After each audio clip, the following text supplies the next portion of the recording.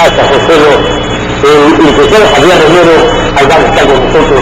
Él es director del Instituto Nacional de la Meritocracia. Licenciado, buenos días. Hay un tema particular que nos trae, la capacitación. La capacitación al gobierno futuro y a todas las instituciones públicas que deben de cumplir un proceso de selección de personal en el cumplimiento de los procesos. Muchas gracias, buen día.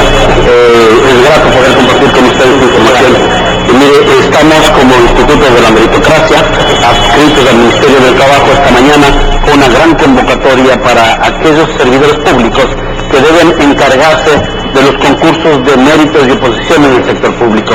En noviembre de 2014, el Ministerio del Trabajo, bajo el liderazgo del economista Carlos Marx Carrasco, emitió una nueva norma del subsistema de selección para que las instituciones del sector público ejecuten de manera autónoma y sobre todo reduciendo los tiempos en la ejecución de los concursos de méritos de oposición en el sector público. ¿Qué va a pasar con los gobiernos autónomos o con las instituciones públicas que no se ajustaron a esta norma? Es importante la pregunta. Mire que el artículo 3 de la Ley Orgánica del Servicio Público determina que los gobiernos autónomos descentralizados y también la norma del subsistema de selección obliga la ejecución de los concursos de méritos de oposición observando el procedimiento, es decir, para acudir a aquellos cargos administrativos que tienen estas instituciones. Hay instituciones que tienen su propia normativa, frente a las cuales también el gobierno de la Revolución Ciudadana, fundamentalmente el Ministerio del Trabajo, está analizando la posibilidad de que absolutamente todas las instituciones del sector público se regulen a través de la norma de su sistema de selección y puedan ejecutar sus procesos con objeto fundamental, es decir, la transparencia, la oportunidad y la igualdad de oportunidades para que los ecuatorianos puedan participar en estos concursos de méritos de oposición. Mire, permítame hacer referencia de una información que se la presentó en días anteriores en la ciudad de Quito. El Banco Interamericano de Desarrollo ha realizado una consultoría en el Ecuador y ha determinado que el país ha crecido 20 puntos, es decir, ha crecido sobre los países de la región, ubicándonos en el 6º lugar en la gestión de talento humano. Esto obedece, dice el informe, fundamentalmente a la inversión que se ha hecho en el sector público, y otro de los puntos fundamentales que reconoce el Banco Interamericano de Desarrollo es precisamente al proceso meritocrático implementado en el gobierno de la Revolución Ciudadana desde abril de 2011. Ahora usted le preguntaba, y permítame decirle, acá hubo un tema en el gobierno autónomo de Manta de la comparecencia o de los diversos contratos a funcionarios. ¿Qué va a pasar con los que no se ajustaron a la norma? Contraloría va a intervenir. ¿Qué va a pasar? ¿Qué sucede con los gobiernos que no cumplieron aquello? O con las instituciones públicas que designaron a dedos? El Ministerio del Trabajo hasta hace el mes anterior, el mes de agosto, asignó partidas fijas a todas las instituciones del sector público para que aquellos contratos ocasionales pasen a un nombramiento provisional, y luego de obtener ese nombramiento provisional se siguen los concursos de méritos de oposición. Esa responsabilidad también del control y seguimiento es hoy parte de las obligaciones del Instituto Nacional de la Meritocracia. Nosotros tenemos una planificación para hacer ese seguimiento.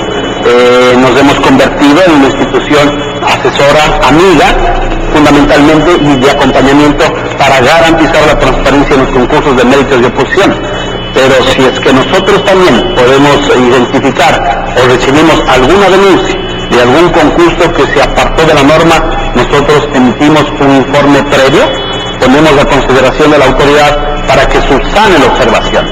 Si es que la institución no subsanase la observación, nosotros tenemos la obligación de levantar un informe para conocimiento de la Contraloría General del Estado y aplique las sanciones determinadas en la ley en contra de aquellos servidores públicos que no cumplieron con lo que establece la norma del subsistema de selección. Es decir, permítame, estamos dando todas las facilidades, todas las herramientas y sobre todo garantizando a los ciudadanos ecuatorianos el cumplimiento transparente de un proceso de méritos de oposición en el sector público. La sanción iría para el funcionario designado, para el funcionario de talento humano o para la autoridad nominadora.